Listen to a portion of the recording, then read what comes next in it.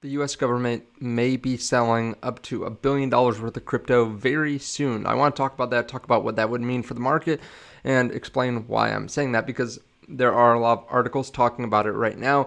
Also want to talk about Operation Choke Point, which is coming from the US government and really trying to strangle crypto, and talk about some news updates with that, because apparently one of the major crypto exchanges is losing a very valuable banking partner. This is just announced.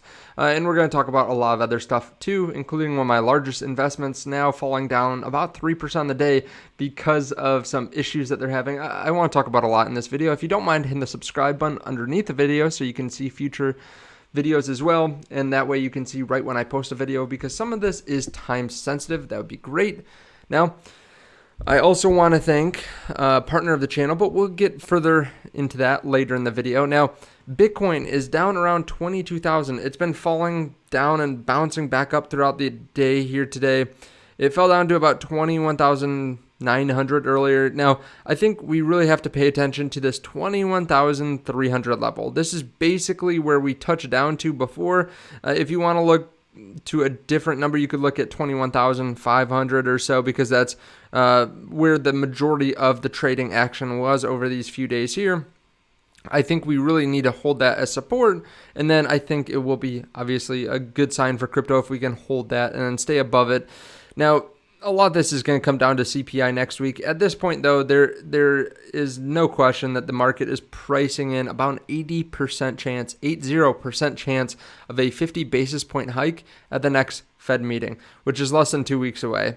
This is causing the DXY to move up to the highest level that we've seen since early December, so three months there. We're also seeing the highest yields that we've seen in 15 years. I mean, the 3-month Treasury bill rate is now over 5%, which again, we haven't seen that since 2007. If it goes up 0.25%, we haven't seen that since the early 2000s.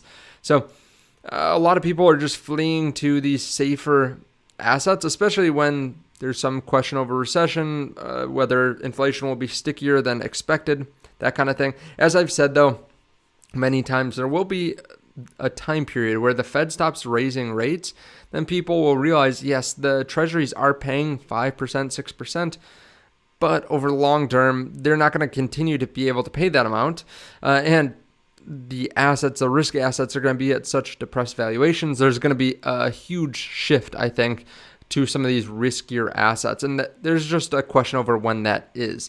Now, moving on to crypto, JP Morgan ends banking relationship with Gemini Exchange. Now, this is coming from Watcher Guru.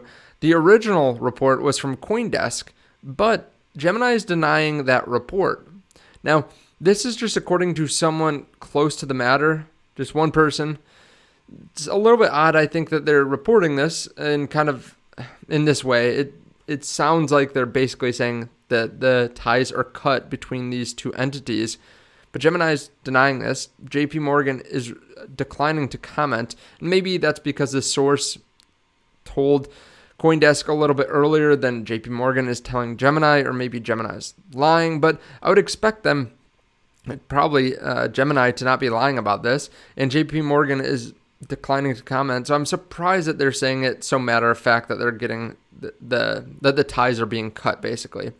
Now, this could all be part of Operation Choke Point. If you haven't heard about that already, there's this thought process that basically the government is trying to choke out crypto. They don't like where it's going. Maybe they want more control over it.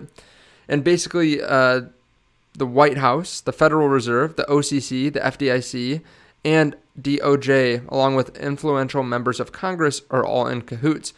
Basically, the thought process is the first thing that they're going to do, or that they're trying to do, is choke off liquidity to crypto. And we've seen that, right?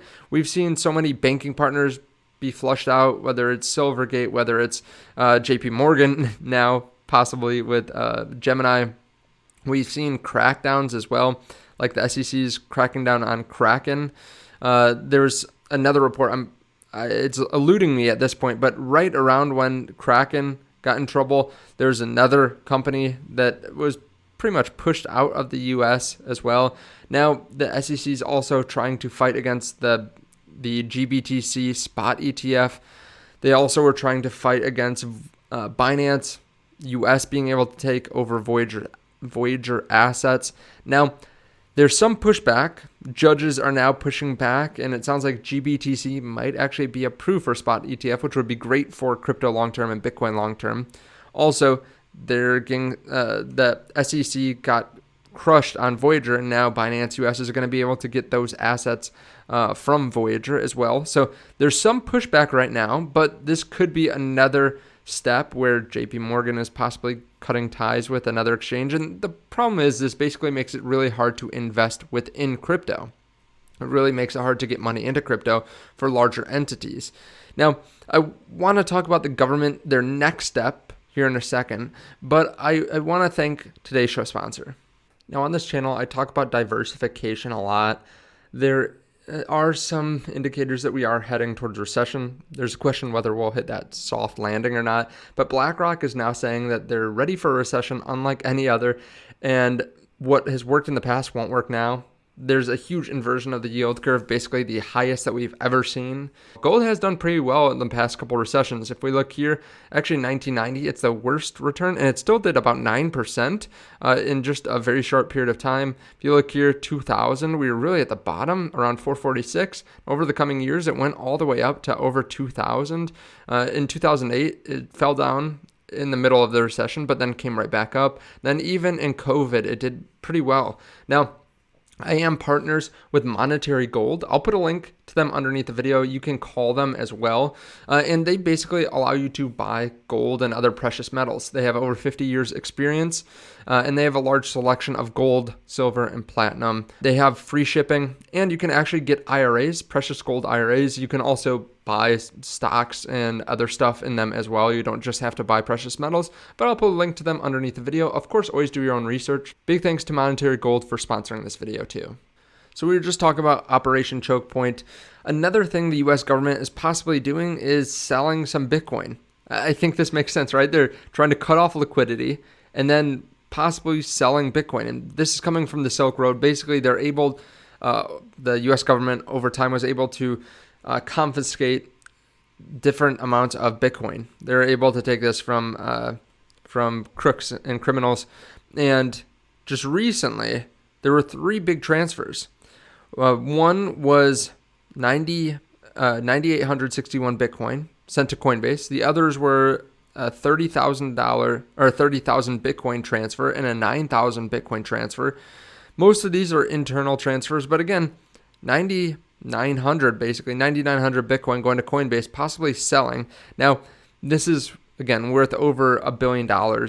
So if they were to sell this on the open market, the Bitcoin market cap is 427 billion right now, but $1 billion worth of selling pressure would force down the market cap much more than $1 billion. It would probably be the equivalent of maybe 5 or 6% dropping in price for Bitcoin, so maybe $1,000 to $1,500 move.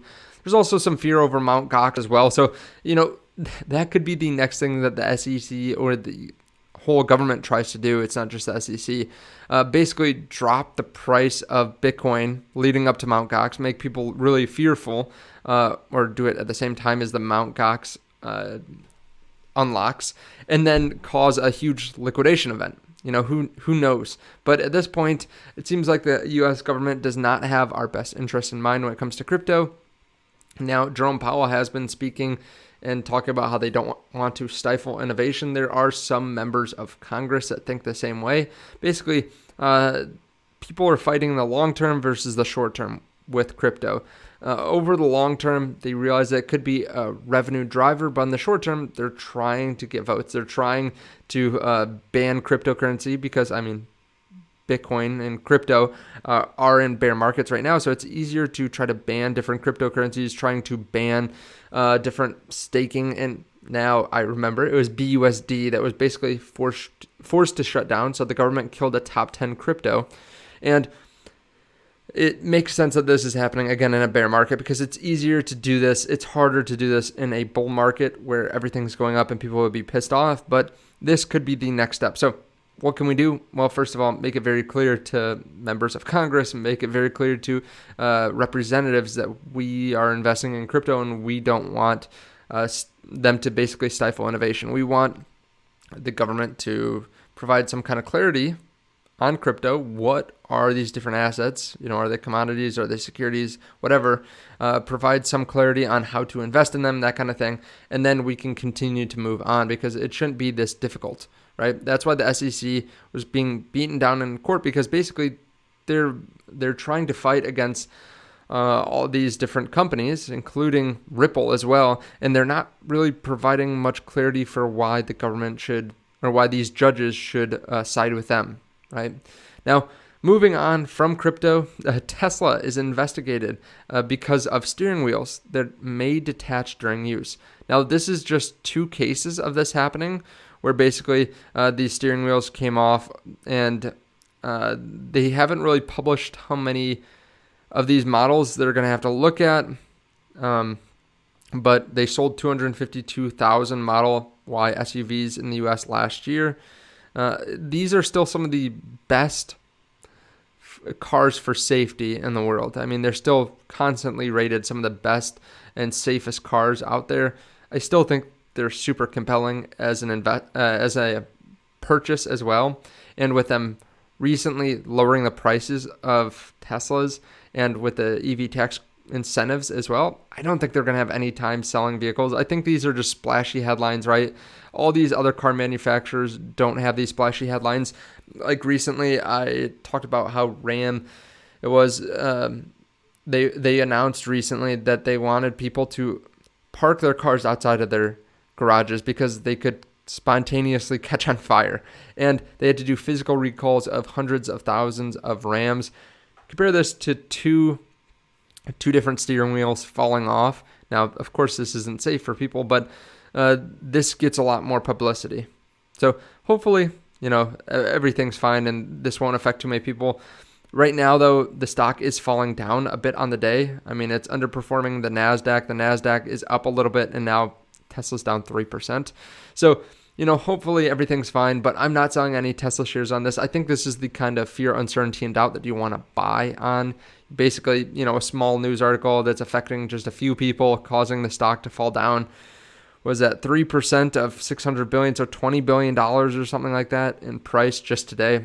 It seems like an overreaction. Let me know your thoughts, though, underneath the video.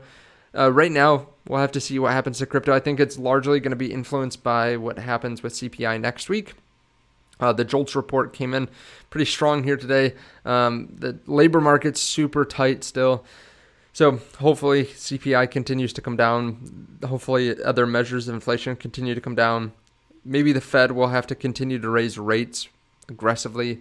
We'll have to see, though, after those next reports. Let me know your thoughts, again, underneath the video. Special thanks to Monetary Gold. Of course, always do your own research, and I'll see you in the next video. Bye.